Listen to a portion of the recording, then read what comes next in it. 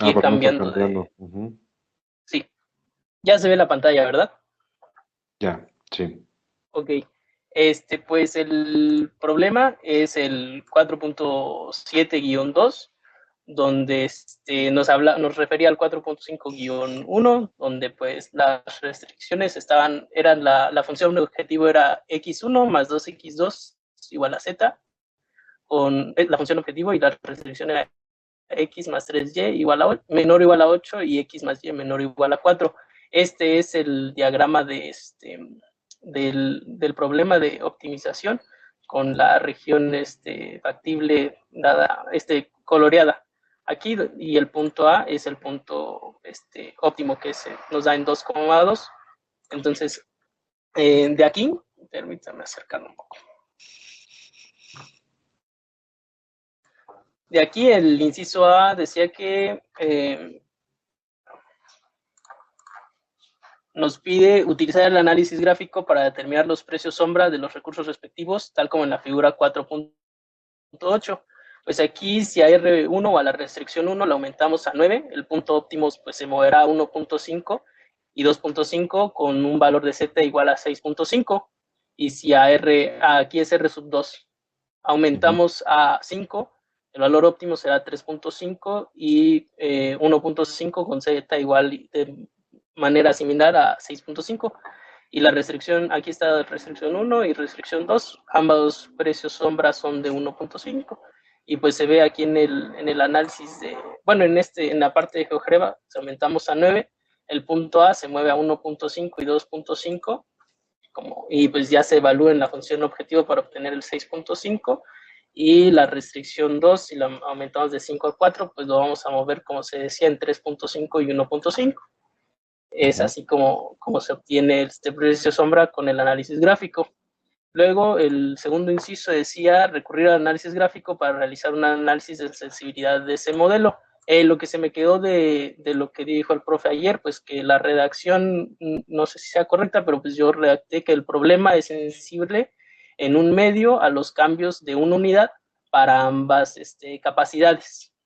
Ujú. Después, el inciso C pedía utilizar el análisis gráfico, como en la figura 4.9, para determinar el intervalo permisible para cada valor C sub j, que es el coeficiente xj en la función objetivo, sobre el que la solución óptima actual sigue siendo óptima. Como nos ilustraba el profesor, queremos que la función objetivo ahora es que gire sobre el punto 2,2. Bueno, entonces lo resolví de la siguiente manera. De la función objetivo, la puse en su forma general, C sub 1, Z igual a C sub 1 por X sub 1 más C sub 2 por X sub 2. Despejamos a X sub 2, dándonos que X sub 2 es igual a menos C sub 1 sobre C sub 2 por X sub 1 más el valor de Z. De Ujú. las restricciones hacemos lo propio, despejamos X sub 2 de la restricción 2, para obtener que la recta de esa restricción es menos un tercio, y la recta de la otra restricción es menos uno.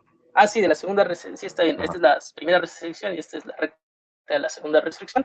Ujú. Y realizamos el análisis correspondiente, donde queremos que menos uno, o sea, que menos C sub 1 sobre C sub 2, que es la recta de la función objetivo, esté entre menos uno y entre menos un tercio, que son las rectas de las restricciones. Esto es equivalente a multiplicar por menos, y cambiamos el sentido de las desigualdades. Sustituimos el valor de C sub 2, que en este caso es igual a 2, y obtenemos que C sub 1 está entre 2 tercios y 2, puede variar de 2 tercios a 2, y sustituimos el valor de C sub 1, que es 1, y aquí separé para estar seguro. C sub 2, multipliqué por C sub 2 porque pues por el comentario que nos había dicho el profesor, que estos coeficientes iban a ser números Ah, positivos. Entonces no se altera la desigualdad y la separo. C sub 2 sobre 3 es menor o igual a 1, equivalente a que C sub 2 sea menor o igual a 3. Y pues ya no se mueve. C sub 2 es mayor a 1, por lo que las restricciones que dan C sub 1 tiene que estar entre 2 tercios y 2, y C sub 2 tiene que estar entre 1 y 3. ok. De aquí, si se cae, bueno, esto bueno, no necesité tanto la gráfica, pero sí lo corroboré. Me llamó la atención que en 3 todavía se mantenía porque se igualaba con una restricción, pero pues más tarde ya me di cuenta eh, de que había estado correcto el cálculo. El Okay. inciso D nos pedía cambiar solo un valor de B sub I, que es el lado derecho de las restricciones, correspondientes y la solución en un vértice óptima actual está sobre esa frontera de restricción, pues la solución también se moverá. Entonces, aplique el análisis gráfico para determinar el intervalo permisible de cada valor B sub I, sobre el cual la solución sigue siendo factible. Como yo lo entiendo, creo también, como lo explicó el profe, es que queremos que la restricción siga, no, la solución óptima sigue estando en el cruce de las restricciones o en el cruce de las dos restricciones que tenemos al principio. Y la restricción 1 tiene que ser, está entre 4 y 12, y la restricción 2 puede moverse de 2 enteros, 2 tercios, hasta 8. Esto con el análisis de GeoGebra, pues fui moviendo acá hasta 12 quedamos, y vemos que la restricción, el punto D, el punto sigue siendo óptimo para la función Z, sigue estando en el cruce de ambas restricciones. De igual manera, si lo muevo hasta 4, el punto óptimo para Z es 0,4, entonces aquí va a ser 4. Y sí se va a mantener el punto óptimo en el cruce de las dos restricciones. Es así como para la segunda restricción para la restricción 1, perdón, obtengo este valor que está entre 4 y 12. Y regresamos a la primera restricción al valor original 8 y movemos esta restricción. Lo moví primero a 1, pero pues vi que el valor objetivo, no, la región factible no coincidía con lo que habíamos visto, entonces la ponemos en 2, ¿no? Y hasta que se pone en 2.66, bueno, así lo puse yo como 2 tercios, y vemos que se respeta que se respeta que el punto óptimo sigue estando en el cruce de las dos restricciones. Y si movemos, creo que es 15 tercios, no, 16 tercios. Sigue siendo un valor máximo. Entonces fue que obtuve el 2 tercios 2 enteros, 2 tercios para la restricción 2. Y si muevo el valor a 8, la región factible vuelve a cambiar. Sin embargo, el punto óptimo sigue estando en el cruce de las dos restricciones, que sería 0,8, y esto lo lleva a 16. No es cierto. 8, no es 8. Sigue siendo un Okay. punto máximo. Y ya por último, el inciso último nos pedía corroborarlo con un software, y aquí está el solver como nos enseñó el profesor. Y una vez obtenido eso, tenemos el informe de sensibilidad, que si para la primera restricción sí me coincidió el resultado al final. Los límites 2 tercios a 2 y 1 a 3, igual que para restricciones 4 a 12 y 2 enteros 2 tercios a 8. Okay. Ya eso es todo. Excelente, excelente, excelente trabajo, muy bien hecho, Fabricio. Ajá, y los resultados son correctos, ¿no? Ya si les faltó verificar o algo no lo han terminado, pues ya tienen ahí también las respuestas, ¿no? Prácticamente. Entonces, bueno, vamos a continuar. Ya lo que hicimos hasta ahorita fue describir el método, ¿no? Para encontrar los límites inferior y superior de las restricciones, o sea que hasta dónde podríamos reducir una restricción y hasta dónde podríamos aumentar la restricción, fue lo que analizamos, pero a nivel geométrico. Lo único que hemos hecho a nivel algebraico es calcular los coeficientes de costo, o sea, las regiones en que pueden variar los coeficientes de costo, pero también tomando en cuenta que eh, a nivel geométrico no podemos rebasar las pendientes de las restricciones donde se encuentra el óptimo. Lo que vamos a discutir ahora es precisamente qué es lo que debemos de observar dentro de la tabla simplex. No hay que hacer mayores cambios, y de hecho no vamos a transformar nada, o sea, el algoritmo y lo que aprendimos es exactamente lo mismo, pero vamos a modificar un poquito o vamos a agregar algunas partes para poder obtener toda la información de manera algebraica. Y entonces esto les va a servir para que incluso ustedes mismos puedan programar el algoritmo junto con todos los comentarios o el análisis de sensibilidad incluido, ¿sale? O sea, ya una vez incorporado a nivel algebraico, pues se puede programar, por ejemplo, ¿no? Se puede discutir en ese sentido. Entonces es lo que vamos a hacer en este momento y vamos a practicarlo utilizando exactamente el mismo ejercicio que acabamos de discutir, que resolvimos ayer, ¿vale? Para ilustrarlo. Yo para ilustrarlo, lo que voy a tomar es este, el mismo ejemplo que hemos discutido desde el principio, ¿vale? Entonces, bueno, vamos a comenzar.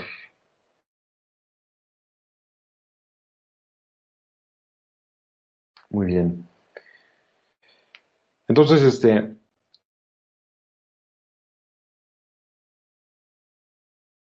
recuerden que en análisis de sensibilidad lo que estamos haciendo es un intercambio o una variación. Estamos analizando una variación en las restricciones o en los coeficientes del problema. Principalmente son en los parámetros o los coeficientes del problema. Entonces, considerando que el análisis de sensibilidad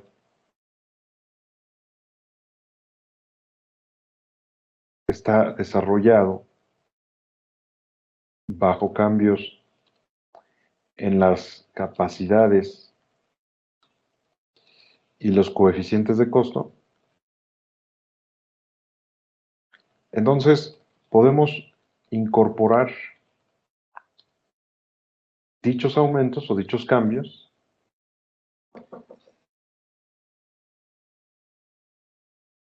en el algoritmo simplex. Entonces, por ejemplo, miren,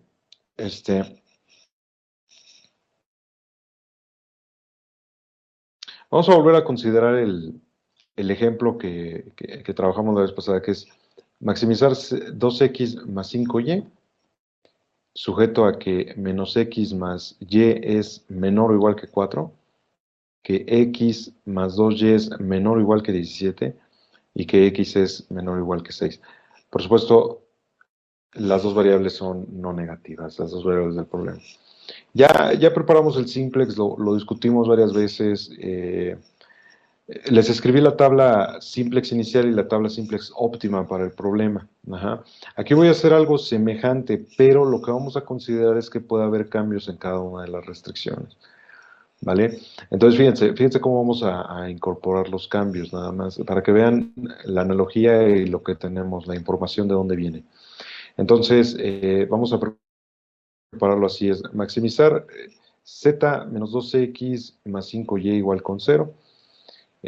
Podemos ponerlo así, sujeto a que menos x más y más x1, que es la primera variable de holgura, es igual a 4, pero fíjense bien aquí, más delta 1. Supongamos que delta 1 representa el cambio positivo o negativo, o sea, el aumento o la disminución de la restricción de lo que está del lado derecho, o sea, la capacidad. Si delta 1 es positivo, entonces aumentamos la capacidad. Si delta 1 es negativo, entonces reducimos la capacidad. Y en el problema, formalmente, lo que estamos viendo es una incorporación más de variables, o estamos agregando otra variable al problema. Pero solamente no influye en el método simplex, solamente nos hace ver el resultado que ya habíamos comentado al inicio del análisis de sensibilidad. ¿Sale? Entonces tenemos aquí x más 2y más x2, que la segunda variable de holgura igual a 17, más la misma idea, pero en este caso va a ser delta 2. O sea, delta 2 es el cambio en la restricción. Y por último, que x es igual con 6 más delta 3. El tercer aumento en la última. Y perdón, ahí me faltan la variable de holgura, ¿no? O sea que es x más x3 igual a 6 más delta 3. Eso quedó muy feo, lo voy a poner otra vez. Es 6 más delta 3. Las restricciones en este caso de no negatividad corresponden a todas las variables originales y de holgura pero no sobre los cambios. Recuerden, los cambios delta i, o sea, delta uno, delta 2, delta 3 pueden ser cualquier número. ¿Sale? Entonces vamos a comentarlo acá abajo, donde delta i es un real, es cualquier número real, y representa el cambio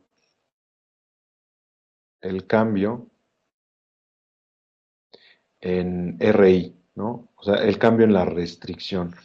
Entonces, delta uno es el cambio en la primera restricción, delta 2 en la segunda, etcétera, etcétera. Ahora, si preparamos la tabla simplex o escribimos la tabla simplex inicial de este problema, vamos a colocarlo aquí. Profe, perdón que lo interrumpa, pero no Ajá, debería ser dígame. menos 5y. Déjeme ver, menos 5y. Sí, sí, sí, sí, tiene toda la razón, disculpe, ahí se me fue. Ah, vamos a ponerlo aquí. Menos 5y. Muy bien. Entonces, escribimos la tabla simplex inicial del problema,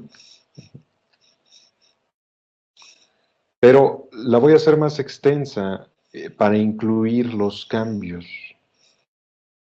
¿Ok? Entonces, vamos a ponerlo hasta acá. Solo para incluir los cambios. Entonces, bueno, ahí va. Lo voy a poner también en el nuevo formato que les enseñé después. X, B, Z. Las variables básicas que de entrada son X1, X2 y X3. O sea, las variables de holgura. Por acá vamos a colocar X, Y, X1, X2, X3, la parte de la solución, pero fíjense lo que voy a agregar del lado derecho, o sea, el delta 1, el delta 2 y el delta 3. Esto es lo nuevo, por así decirlo, pero ahorita van a ver que no cambia nada. El coeficiente de X es menos 2, el coeficiente de Y es menos 5 y todos los demás son 0, todos incluidos los deltas, es decir, los deltas no influyen absolutamente nada en la función objetivo.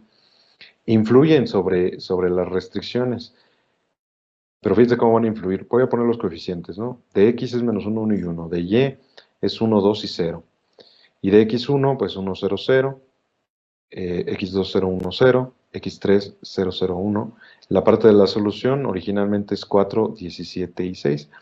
Observen que los delta 1 tienen la misma estructura que las variables de holgura. ¿Estamos de acuerdo? O sea, los coeficientes, si los incorporamos así, tienen la misma estructura que las variables de holgura, y eso es algo que quiero enfatizar en esta parte, sí. Lo voy a enfatizar de esta manera. O sea, este bloque de 3 columnas que engloba a las variables de holgura, y que de hecho son las variables artificiales iniciales, no son más que el mismo bloque, si están ustedes de acuerdo, no son más que el mismo bloque de variables de los cambios, ¿no? Si consideramos que los deltas son las variables de cambio, entonces este bloque de aquí es exactamente el mismo bloque de acá.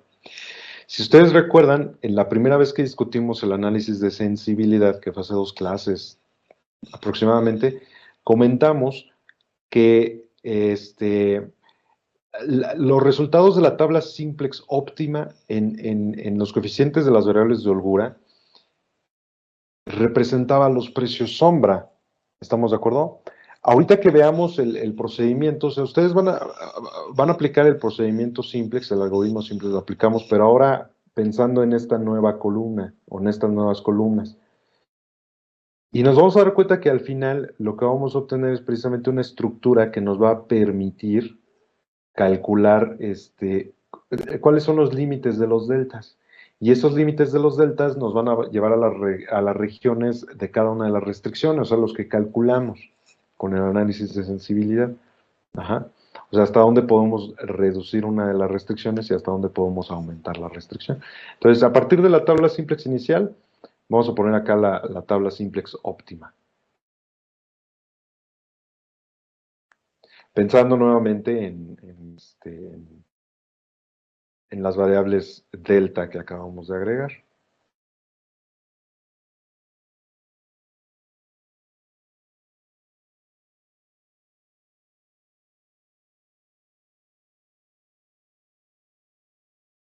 Ok, entonces vamos a poner aquí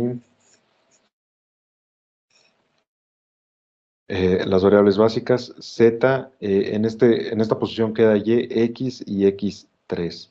Luego entonces acá tenemos X, Y, X1, X2, X3, la parte de la solución y los deltas, el delta 1, el delta 2 y el delta 3.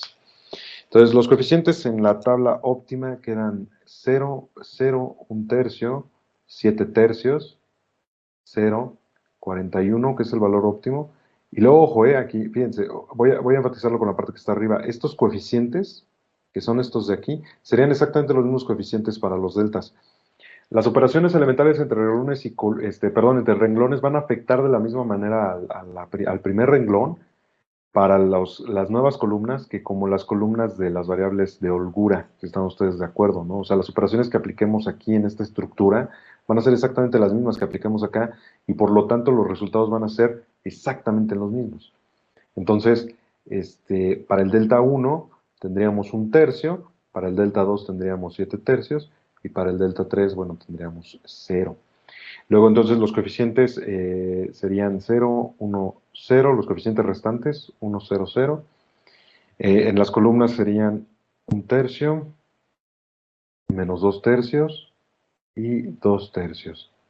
Y luego acá es también 1 tercio, 1 tercio y menos 1 tercio. De X3, como sigue siendo variable básica, quedan ceros y 1. Y la parte de la solución que es 7, 3 y 3 para las variables básicas. Entonces, vuelvo a repetir aquí, como esta estructura de las columnas de las variables de holgura, va a ser la misma estructura que las columnas de las nuevas variables que representan los cambios, entonces tendríamos aquí 1 tercio, aquí menos 2 tercios y 2 tercios para delta 1.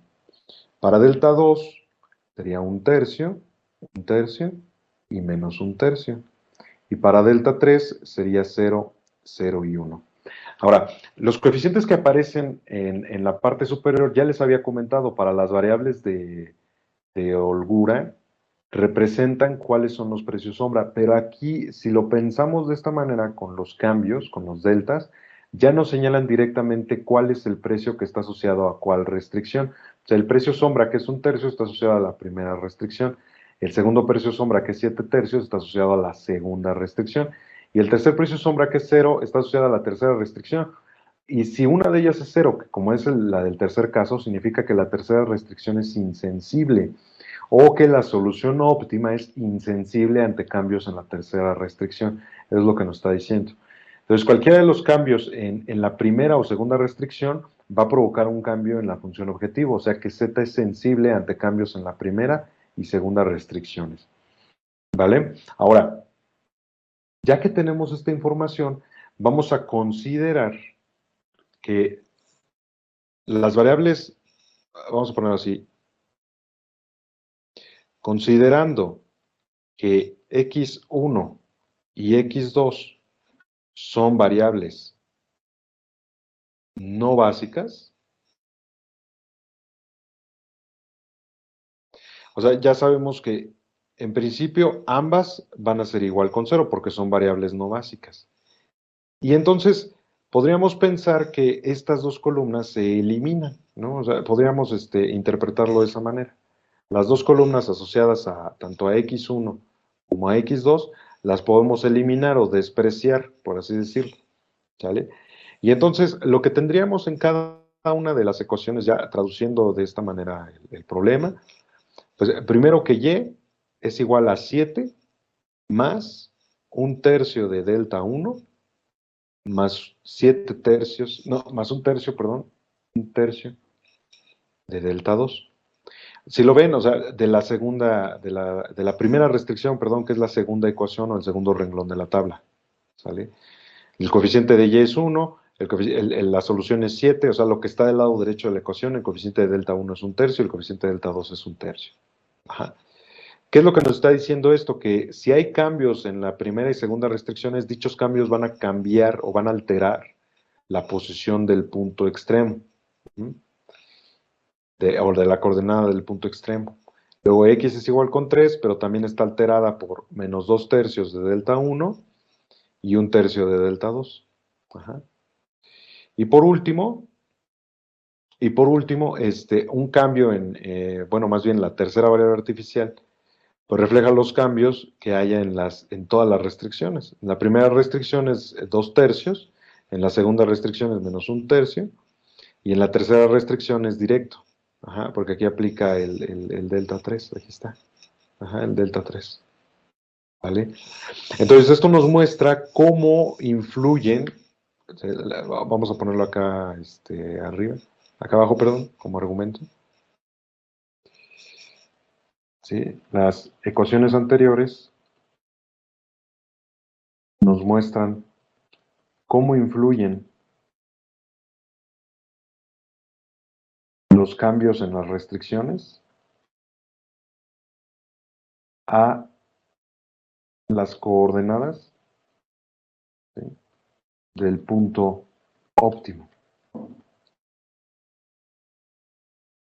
¿Vale? Pero hay que tomar algo en cuenta. Como esto representa las variables básicas, entonces deben de cumplir la restricción de no negatividad. ¿Sale? O sea, todas las variables tienen que cumplir la restricción de no negatividad. Y entonces de ahí viene lo interesante. Fíjense, antes de avanzar un poquito más, antes de avanzar, la primera, o sea, los coeficientes de los deltas los podemos obtener desde la estructura inicial, que son de las variables de holgura. A partir de ahí podemos obtener los coeficientes de los deltas. Ajá. Y entonces esto nos va a servir para esta parte. Y ahorita van a ver por qué nos va a servir esta última parte. O sea, qué es lo que nos representa. Y ahorita terminamos de discutir todo lo demás que nos falta discutir. Bueno, recuerden que los cambios que vamos a analizar son eh, únicos. O sea, los cambios que analizamos son únicos en el sentido de que si cambia una variable, todas las demás no cambian. Todas las demás no cambian. Entonces, vamos a ver un caso, ¿no? Caso 1. La restricción 1 cambia. 1, o sea, lo que denotamos como R1, cambia. O sea, ¿qué quiere decir esto? Que delta 1 va a ser diferente de 0. No sabemos cuánto, pero va a ser diferente de 0. O sea, si es positivo, recuerden que si es positivo significa que aumenta, si es negativo significa que disminuye. Pero en principio lo que nos está diciendo es que el delta 1 va a ser distinto de 0, pero a su vez, esto mismo implica que delta 2 y delta 3 no cambian, o sea que ambos son igual con 0. Si sustituimos esto en las ecuaciones anteriores, pues lo que tendríamos es que la primera variable es 7 más 1 tercio de delta 1, que debe de ser mayor o igual que 0.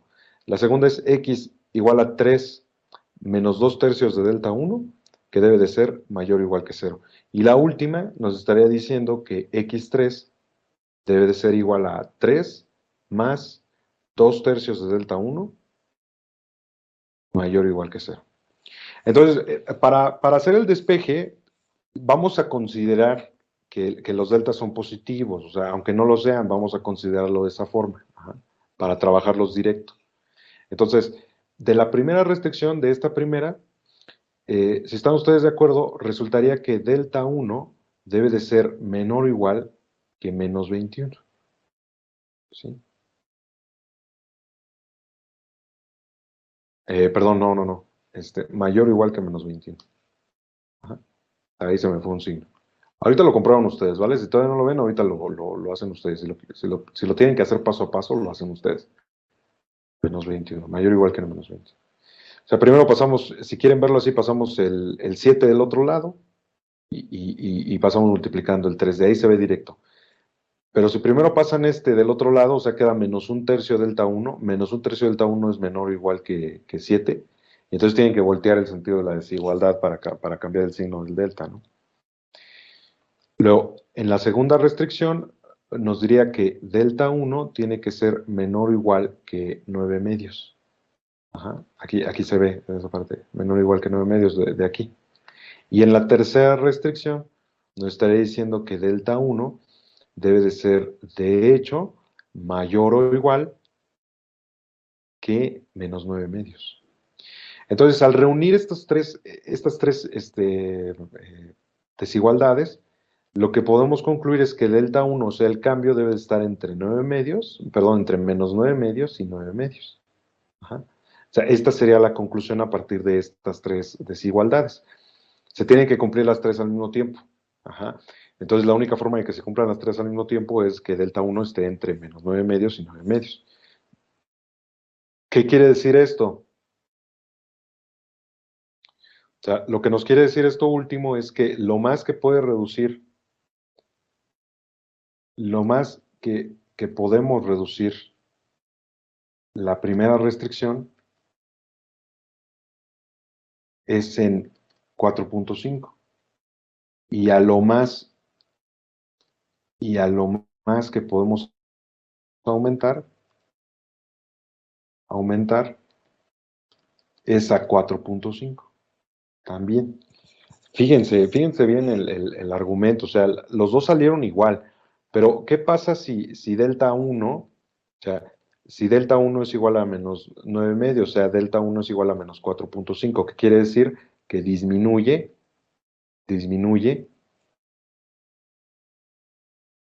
R1 en 4.5. ¿Qué es lo que estoy diciendo aquí? Podemos reducir la primera restricción en 4.5. Ese es el extremo izquierdo. Si consideramos el extremo derecho, que es 9 medios, o sea, que es 4.5, significa que aumenta R1 en 4.5, que es lo que estoy diciendo acá. ¿Sí? Podemos aumentar esa 4.5. ¿Sale? Fíjense bien, ¿eh? De ahí viene el intervalo de las restricciones, o sea, el intervalo permitido para las restricciones. O sea, R1 es igual a 4, el original. ¿Sí? Entonces, como lo podemos reducir en 4.5, entonces, fíjense, R1 puede disminuir hasta 4, lo voy a poner así, como todo completo. Ajá. O sea, R1 lo podemos disminuir hasta 4 menos 4.5 y lo podemos aumentar, o la restricción no la podemos aumentar hasta 4 más 4.5. Siempre tomamos como referencia el valor original de la restricción, ¿sí? O el valor inicial de la restricción, si lo quieren ver así, es este. Ajá. O sea, aquí representa una disminución y aquí representa un aumento. La primera disminución, o sea, 4 menos 4.5 es menos 0.5, que si se acuerdan fue lo que habíamos obtenido, y la máxima que es 4 más 4.5, pues es 8.5. O sea, lo que ya habíamos obtenido, ¿estamos de acuerdo? Si ustedes retoman el, el- el, este, retoman el ejercicio, el ejemplo que habíamos realizado, pues pueden comprobar que la restricción 1 precisamente tenía estos valores, ¿no? Precisamente y exactamente tenía estos valores. Ok, entonces hasta ahí tienen alguna duda o algún comentario.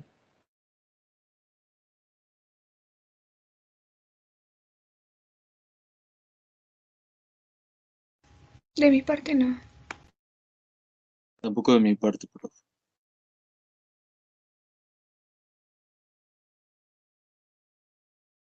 Bueno, vamos a tomar un par de minutos para que terminen de copiar y si ya terminaron de copiar, ahora imiten o sea, traten de obtener el caso número 2, ¿no? O sea, imiten lo que acabamos de realizar ahorita para el caso número 2.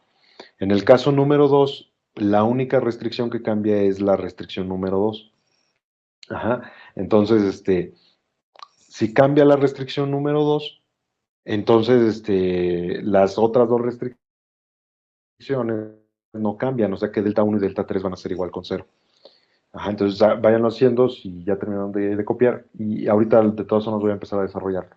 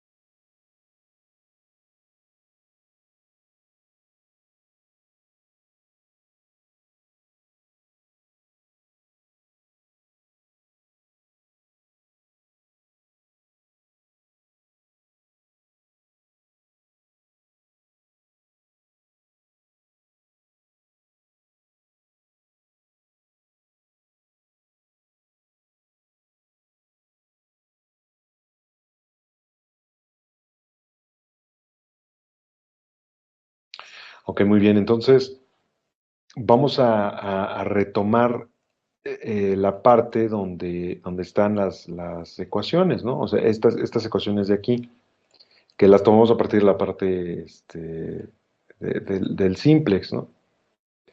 Entonces, voy a retomar nada más esa parte. Entonces, como les decía, es el caso número 2, o analizamos el caso número 2 donde cambia la segunda restricción. O sea, ¿cuántos casos va a haber en total? Va a haber tantos casos como restricciones haya, ¿no? Entonces, caso 2 cambia la segunda restricción, la segunda capacidad, lo podemos decir así también. Entonces, esto significa que delta 2 es diferente de 0. Ajá, pero al ser diferente de 0, implica que tanto delta 1 como delta 3 van a ser igual con 0. O sea, los cambios, como les había dicho hace rato, son únicos, ¿no? O sea, el cambio en una variable influye que todas las demás no cambian. Así es que primero tendríamos que y es igual a 7 más un tercio de delta 2, que x es igual a 3 más un tercio de delta 2 también, y que x3 es igual a 3 menos un tercio de delta 2. Todas tienen que ser restricciones no negativas, o tiene que cumplir la restricción de no negatividad. Entonces todas tienen que ser mayor o igual que 0. Y de ahí despejamos las variables delta 2, ¿no? O vemos cuánto valen las variables delta 2. Entonces, primero, en el primer caso, veríamos que delta 2 tiene que ser mayor o igual que menos 21. En el segundo caso, delta 2 tiene que ser mayor o igual que menos 9. Y en el tercer caso, veríamos que delta 2 tiene que ser menor o igual que 9, de hecho, en este caso. Entonces, por todo lo anterior, solamente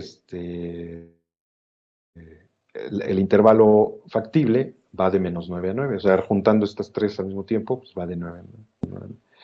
Y haciendo lo mismo que les decía hace rato, o sea, la segunda restricción original es igual a 17, entonces de ahí vamos a obtener el intervalo, ¿no? Para R2, para la segunda restricción. Entonces 17 menos 9, si delta 2 es igual a menos 9, entonces nos va a dar un valor de 8, ¿no? Y si aumentamos 9, sería igual a 26. Que vuelvo a insistir, eran o corresponde exactamente al valor que ya habíamos determinado, ¿se acuerdan? O sea, los límites. ¿Hasta dónde puede llegar la segunda restricción? ¿Hasta dónde puede disminuir la segunda restricción? ¿Sí estamos de acuerdo? ¿Alguna duda? No, profe.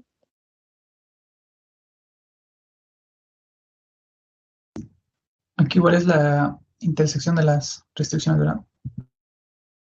Sí, de hecho, haciendo esto garantizamos que o sea, las coordenadas de hecho, además de lo que voy a comentar, lo pensaba comentar al final, pero si nosotros sustituimos los valores de delta permisibles, o sea, aquí estamos viendo cuánto es permisible el cambio. Si nosotros fijamos un cambio, podemos calcular cuáles son las coordenadas, o sea, dónde se encuentran las coordenadas directamente con esta ecuación también. ¿Sale? Y si lo hacemos a nivel geométrico o si lo revisamos a nivel geométrico, nos damos cuenta que se respeta la intersección de las dos primeras restricciones, ¿no? Pero eso lo vemos a nivel geométrico en dos variables, ya en tres variables se complica verlo, ¿no? Pero se cumple la misma estructura o nos garantiza todo esto la misma estructura, ¿vale? Ahora, hacemos lo mismo en el caso número 3, hacemos exactamente lo mismo en el caso número 3, y vamos a llegar precisamente a la conclusión que ya habíamos comentado, ¿no? De qué tanto podemos reducir o aumentar a la tercera restricción. Ya lo habíamos visto, ¿no? Pero vean, voy a colocarlo de todas formas, ¿no? El caso número 3. Ya lo voy a poner así a mano directamente, o sea, delta 3 es distinto de 0, eso significa que está cambiando la tercera restricción, y que delta 1 y delta 2 son iguales. Ajá. Ahora entonces, ¿cómo quedan las ecuaciones? Pues por ejemplo, para y queda que y es igual con 7, que x es igual con 3. Fíjense lo que nos está diciendo esto, ¿eh? Nos está diciendo que no importa que cambie la tercera restricción, la solución se va a quedar en las mismas coordenadas. ¿Sí? No se va a mover de ahí. Pero entonces, ¿qué tan permisible es que cambie el delta 3? Y eso lo vamos a ver en la tercera restricción. O sea, x3 va a ser 3 más delta de 3. Y es la única restricción. Ajá, es mayor o igual que 0, tiene que ser mayor o igual que 0. Y de ahí sale que delta de 3 tiene que ser mayor o igual que menos 3, nada más. ¿Qué quiere decir esto? Que puede aumentar tanto como sea, o sea, el delta 3 puede valer tanto como queramos, pero lo mínimo que puede valer es menos 3. O sea que lo máximo que puede disminuir la tercera restricción son 3 unidades. La restricción 3 original es igual con 6. Entonces esto nos está diciendo que R3 debe de ser mayor o igual que 3. Ajá, o sea, si lo disminuimos en 3 unidades. Directo, ¿sale? Y no influye en la solución, en el extremo, o sea, no influye en el punto óptimo. Ajá, aquí lo estamos viendo. ¿Vale? En las coordenadas del punto óptimo. Entonces, bueno, ya lo comenté, derivado de la pregunta que hizo su compañero, pero lo vuelvo a comentar. O sea, cualquiera de los cambios que realicemos se va a ver reflejado sobre las coordenadas, ajá, de los puntos. Y ahorita más que ver cómo cambian las coordenadas de los puntos, o del punto óptimo, de hecho también podemos ver cuál es el cambio, ¿sí? ¿Cuál es el cambio en la función objetivo? Ajá. Entonces, bueno, ¿hasta aquí tienen alguna duda? ¿No? ¿Todo está claro?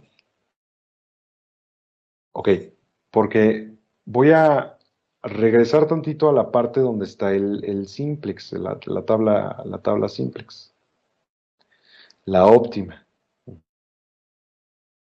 Pues voy a retomar esto, el argumento de la tabla simplex óptima.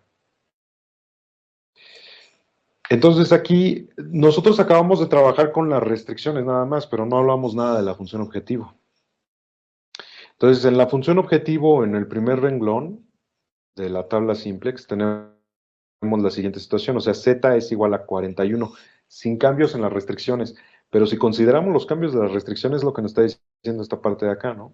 Entonces tendríamos un tercio de delta 1 más 7 tercios de delta 2. Nada más.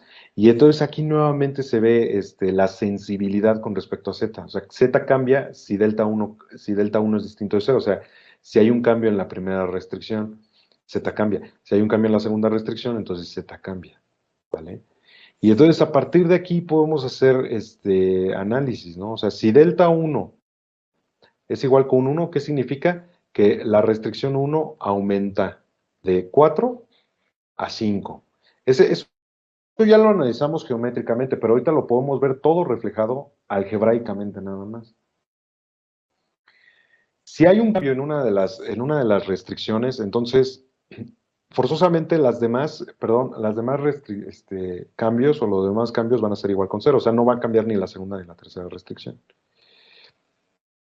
Y z entonces sería igual a 41 más un tercio por delta 1, ¿no? Donde delta 1 ya dijimos que vale 1. Entonces, al sustituir ahí, va a ser z igual a 41 más un tercio, que fue lo que habíamos calculado. Pero fíjense que ya lo tenemos sin siquiera haber calculado las coordenadas de los puntos extremos, o sea, del punto óptimo. Pero para conocer sus coordenadas, pues ya sabemos que y es igual a 7 más un tercio de delta 1, o sea, sería 7 más un tercio, y x es igual a 3 menos 2 tercios. ¿Sí me siguieron la idea? O sea, directamente a partir de la tabla simplex podemos calcular todos los cambios. Y no nada más nos podemos limitar a una unidad, sino que podemos analizar el cambio a 2 o 3 unidades. E incluso podemos analizar la siguiente situación. En un caso paramétrico, ¿no? Aquí podemos introducir, vamos a poner aquí introducción al análisis paramétrico.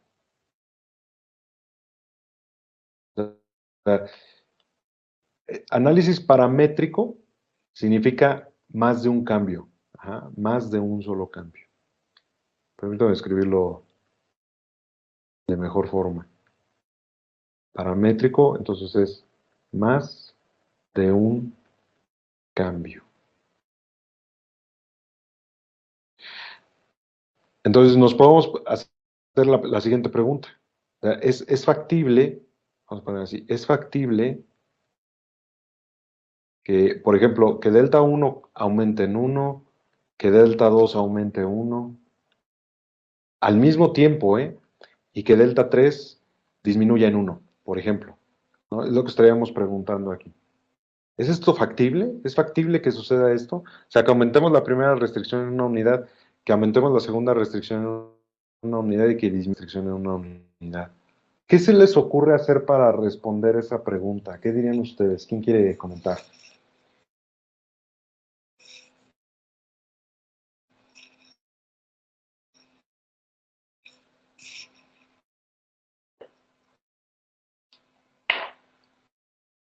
Bueno, miren, lo podemos ver a partir de la tabla simplex y de hecho de los resultados que ya discutimos desde hace rato.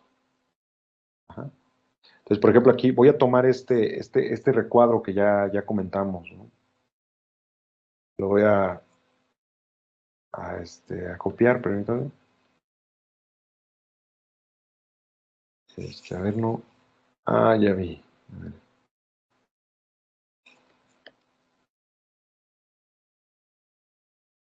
Ok. Entonces, miren, retomo el cuadrito este, ¿no? ¿Cuál es la única restricción que tenemos al respecto? Pues que las variables deben de ser no negativas. Entonces, si delta 1 es 1 y delta 2 es igual a 1, entonces tenemos que verificar que esta cantidad siga siendo positiva, ¿no? Entonces vamos a corroborarlo, ¿no? O sea, ¿cómo cambia Y? Pues entonces Y sería igual a 7 más un tercio más un tercio. O sea, sería 7 más 2 tercios, vamos a ponerlo así, 7 más 2 tercios, que es aproximadamente igual a 7.66, ¿no? O sea, aproximadamente igual a 7.66. Y la cantidad es positiva, entonces no hay problemas. Ahora, para X sería 3 menos 2 tercios más un tercio. Entonces sería 3 menos un tercio, ¿no? Y 3 menos un tercio sería aproximadamente igual a 2.66 también, que es positivo. Ajá, o sea que no hay problemas. Ahora vamos a analizar X3. X3 sería 3 más 2 tercios menos un tercio menos 1, porque el delta 3 dijimos que iba a ser negativo, dijimos que iba a disminuir una unidad. Entonces aquí, ¿qué es lo que tenemos? Serían 3 más 2 tercios, lo voy a poner todo a nivel de fracciones, o sea, serían 9 más 2 tercios, o sea, 11 tercios, ¿no? La primera parte está de aquí. 3 más 2 tercios serían 11 tercios. Y menos un tercio y menos 1 son menos 4 tercios, ¿no? Entonces, al final nos da como resultado 7 tercios, ¿no? 7 tercios. Lo cual es positivo. De hecho, es aproximadamente igual a 2.33. ¿Estamos de acuerdo? 7 tercios aproximadamente igual a 2.33. Ajá, y es mayor o igual que 0. ¿Qué nos está diciendo esto? Que la solución óptima, o más bien el punto óptimo, vamos a poner así, entonces el punto óptimo, ante esos cambios, sería 3 menos un tercio, que es igual a 7 tercios, de hecho, no, 8 tercios, perdón, 8 tercios, ¿sí? Y 7 más 2 tercios, que son 23 tercios, ¿no? Sí, 23 tercios. O sea, el punto óptimo es 8 tercios, 23 tercios. Y Z lo podemos calcular también directamente por lo que hicimos hace rato. Aquí está la Z. Z es 41 más un tercio de delta 1 más 7 tercios de delta 2. Y Z sería igual a 41 más 1/3 más 7/3. O sea que serían 41 más 8/3, ¿no? Que es aproximadamente igual a 43, serían 43,66 aproximadamente. Lo que estamos haciendo es sin resolver un nuevo simplex, ¿eh? O sea, sin volver a aplicar el algoritmo. Lo que me gustaría que ustedes hagan es verificarlo, ¿no? O sea, mediante el algoritmo simplex, como quieran resolverlo, ¿no? Se puede verificar que es la solución del siguiente problema. O sea, es maximizar 2x más 5y. Bueno, z igual a 2x más 5y, vamos a ponerlo así. Z igual a 2x más 5y, sujeto a que menos x más y es menor o igual que 5, que x más 2y es menor o igual que 18, porque la primera restricción la aumentamos en una unidad, la segunda en una unidad también, y la tercera la disminuimos en 2, en 1, ¿verdad? Entonces sería x menor o igual que 5. Y ambas variables, tanto x como y, son no negativas. ¿Cómo ven? O sea, podemos primero responder esta pregunta si es factible ese tipo de cambio. Ay, disculpen que aquí. Ajá, ¿qué podemos responder a la pregunta? Podemos decir sí, es factible que suceda este cambio. Ajá, y de hecho obtenemos una solución. ¿Por qué es factible? Lo que nos está indicando la factibilidad es precisamente la no violación de las restricciones de no negatividad. O sea, si una de las restricciones de no negatividad fuera violada, entonces significa que no es factible eh, podemos decir, esa aplicación de cambios, ajá, o ese procedimiento de cambios. Pero entonces ya estamos analizando cómo es que podríamos modificar el problema con tal de obtener un valor óptimo incluso mayor, ¿no? Entonces, por ejemplo, aquí decimos, bueno, podemos aumentar la capacidad de la primera restricción, la capacidad de la segunda restricción y disminuir la tercera capacidad como para compensar los cambios, ¿no? Porque, o sea, si aumentan en algunas restricciones, quizás queramos compensar en otra. E incluso podríamos responder la pregunta, si disminuimos en 2 unidades, entonces quizás no haya ningún cambio. Quizás, pero hay que analizarlo con cuidado. Ajá. Entonces, de hecho, incluso si lo reducen hasta 4 junto con estos dos cambios, pues podría ser factible, ¿no? Podría ser factible. O sea, pero eso ya ustedes, les sugiero que lo vayan comentando, lo vayan analizando. ¿Cuándo no habría factibilidad? A ver, si me agarraron la onda, ¿quién me da un ejemplo? Un ejemplo donde ya no haya factibilidad. O sea, ¿cuáles son los delta 1, delta 2 y delta 3 para los cuales ya no habría factibilidad? ¿Quién me quiere decir?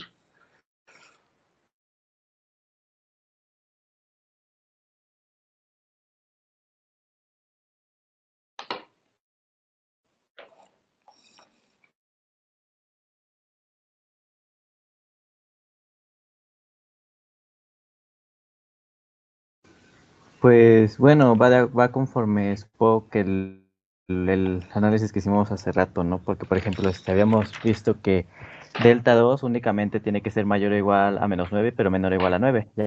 Y aquí, pues, si delta 2 adquiere un valor, no sé, por ejemplo, 10, pues ahí puede que haya un error. Bueno, Este, ok, estoy de acuerdo. Ahora piénsalo de esta forma.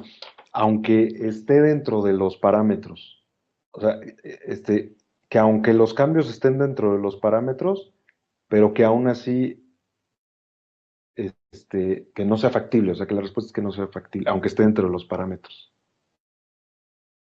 Quizás haya algún punto, o sea, eso es lo que me gustaría que verifiquen o traten de analizar. Porque sí, estoy de acuerdo, la respuesta del compañero es válida, pero solamente falta eso, ¿no? O sea, habrá ciertos valores para los que ya no habría factibilidad, o sea, ¿Cómo ven? A ver, chequen, no piensen. Para menos 9 y de delta 2 igual a menos 9 y delta 1 igual a menos 3, aunque no sé si es dentro de... creo que sí. Y delta 1 igual a menos 3 y Vamos delta a 3 checarlo. igual a 1, Sí, el X3 se vuelve negativo. a ver, delta 2 puede ser menos 9, está bien. Delta 1, ¿cuánto me dijo? Creo menos 3 o 3. Delta 1 puede ser menos 3 o 3, cualquiera de los dos. Aquí está. Delta 1 ok. está entre menos 4.5 y 4.5. Ok, entonces, si delta 1, lo que nos está diciendo su compañero es que si delta 1 vale, ¿cuánto? ¿Menos 3? Sí, menos 3. Y delta 2 vale menos 9, aunque están dentro de los No, parámetros. 9. Conviene 9 mejor, ¿9? por el signo, para la X3. Entonces, delta 1 igual a menos 3, Menos 3. delta 2 igual a 9, y Y delta delta 3, 3, 1. 1. O sea, bajo este régimen, vamos a decir así, ¿hay factibilidad o no hay factibilidad?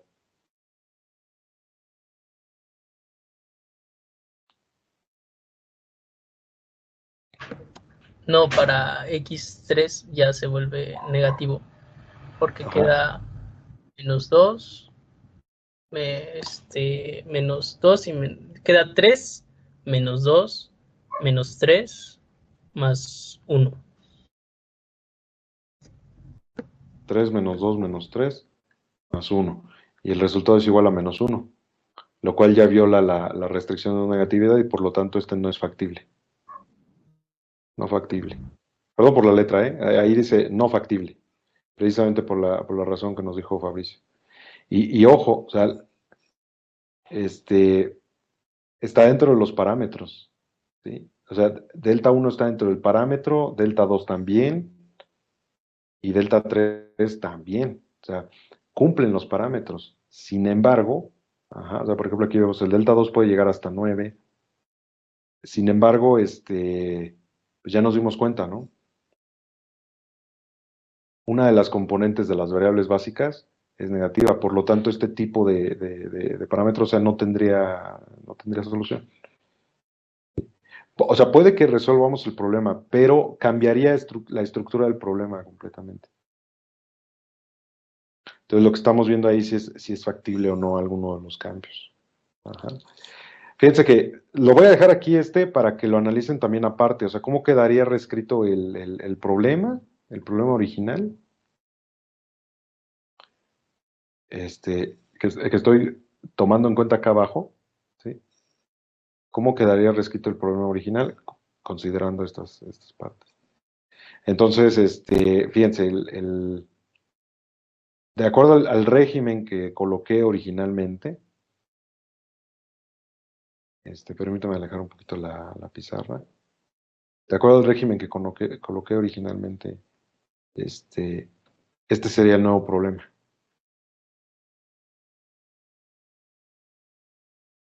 Ujú.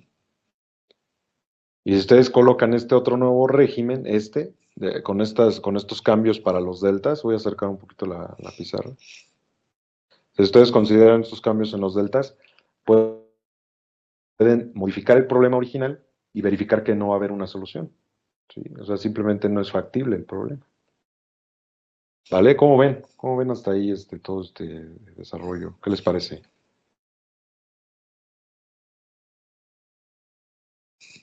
Bueno, pues vamos a tomar el tiempo que queda de la clase para que practiquen esta parte con el ejemplo que vimos, el que discutimos al inicio de la clase con Fabricio. Ajá, o sea, el que resolvimos ayer. Ahora, resuélvanlo por el método simplex, ¿sí? O sea, el simplex tabular. Quizás no lo han hecho, háganlo si no lo han hecho. Entonces, resuélvanlo por el simplex, y al final añadan estas tres columnas. Pero las pueden añadir al final. O sea, recuerden que estas tres columnas se replican o se repiten con las columnas del de las variables de holgura. Entonces las pueden repetir al final nada más, no tienen que escribirlas desde el inicio, ni hacer todas las operaciones desde el inicio. Al final solamente tomamos en cuenta que corresponden a las variables de holgura y hacemos el procedimiento para calcular los intervalos a mano, ¿no? O sea, a nivel algebraico. ¿Estamos? Entonces, bueno, vamos a tomar este tiempo que resta de la clase para que realicen eso y si tienen alguna duda me dicen. Ya no vamos a ver nada nuevo, entonces tengo la grabación.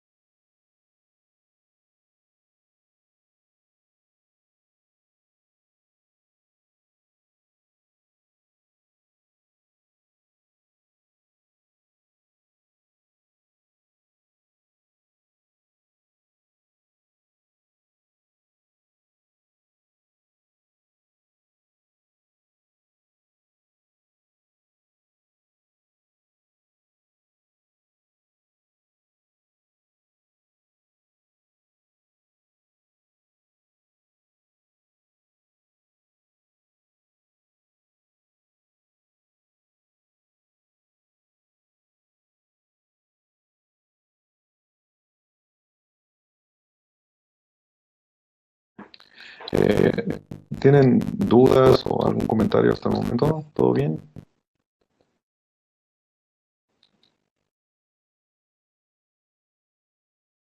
Bueno, ¿les parece bien que dejemos la clase así por hoy y retomamos en la siguiente clase? Si quieren hacer algún comentario con respecto a la metodología, lo discutimos en la siguiente clase y y continuamos, ¿no? Porque nada más falta discutir también el procedimiento algebraico para los coeficientes de costo.